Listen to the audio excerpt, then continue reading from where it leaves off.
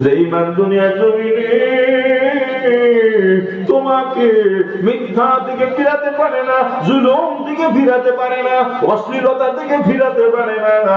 এই ঈমান দুর্বল ঈমান, এই দুর্বল ঈমান অন্ধকার কবরে সাপের কামড় থেকে তোমাকে রক্ষা করতে পারবে না, আগুনের বিছানা থেকে তোমাকে রক্ষা করতে পারবে না, হাসরের ময়দানে কি যখন দাঁড়াবা এই দুর্বল ঈমান আল্লাহর রাসূল ছায়ার নিচে তোমাকে জায়গা করে দিতে পারবে না রে, না পারবে না।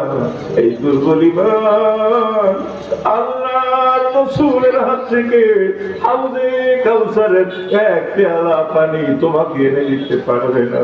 এই দুর্বল ঈমান তোমাকে পুলসিরাতের পুলটা পার করে জান্নাত ঠিকানা করে দিতে পারবে না, ঠিক কিনা? এই জন্য ভাইজারে আমার,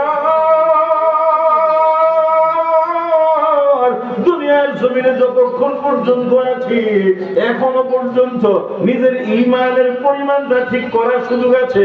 যেদিন চোখ বন্ধ হয়ে যাবে গো, সেদিন ঈমানের পরিমাণ ঠিক করার সুযোগ থাকবে না। এই জন্য ভাইরারে আমার পর্দালের মা বোনেরা গো, যুবক ভাইরা রে, তোমাদের হাতে দড়ি পায়ে দড়ি বলে যাই, পাগলামি করো না, ঈমানের পরিমাণ ঠিক করো, ঈমানটাকে মজবুত করো।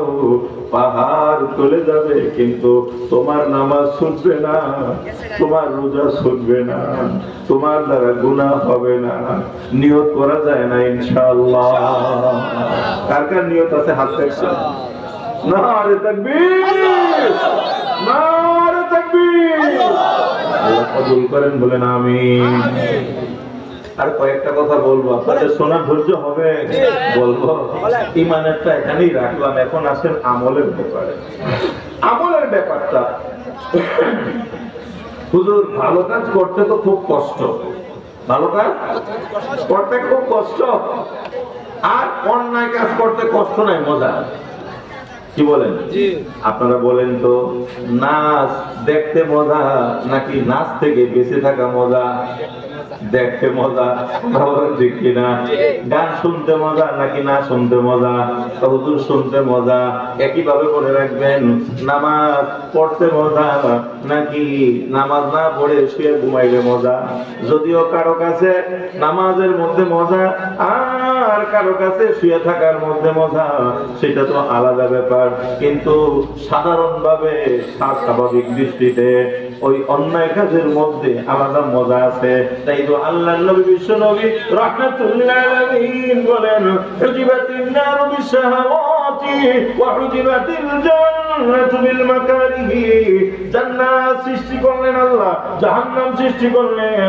এবার হযরত জিবরাইল আলাইহিস সালাতু ওয়াস সালাম বললেন, আল্লাহ আমি জিবরাইল জান্নাতটা একটু দেখতে চাই।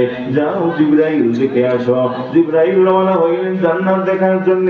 গিয়ে দেখে জান্নাত ডাকনা দিয়ে ঢেকে রেখেছে, অনেক সুন্দর জান্নাত। আল্লাহ, এত আরামের জায়গা জান্নাতের বাহিরে একজন থাকবে না। যত আদম সন্তান বানিয়েছেন, যত জিন বানিয়েছেন, সবার ঠিকানা জান্নাত হয়ে যাবে। আল্লাহ বলে, জিবরাইল এই তো প্রথমবার দেখলা, আরেকবার যাও। এবার হযরতে জিবরাইল দ্বিতীয়বার গেলেন। গিয়ে দেখে জান্নাতের উপরে ঢাকনা লাগানো, কি দিয়া? নামাজ দিয়া, রোজা দিয়া, হজ দিয়া, যাকাত দিয়া, ভালো কাজ দিয়া। এখন যদি কেউ জান্নাতে যেতে যায়, নামাজ পড়তে হবে। হযরত জিবরাইল বললেন, আল্লাহ এমন কষ্টের কাজ করে করে জান্নাতে যাওয়ার মতো মানুষের সংখ্যা অনেক কম হবে। আল্লাহ গো, জাহান্নামটা দেখতে চাই। আল্লাহ বলে, যাও। জিবরাইল রওনা হইল জাহান্নাম দেখে। গিয়া দেখে হায়রে কষ্ট।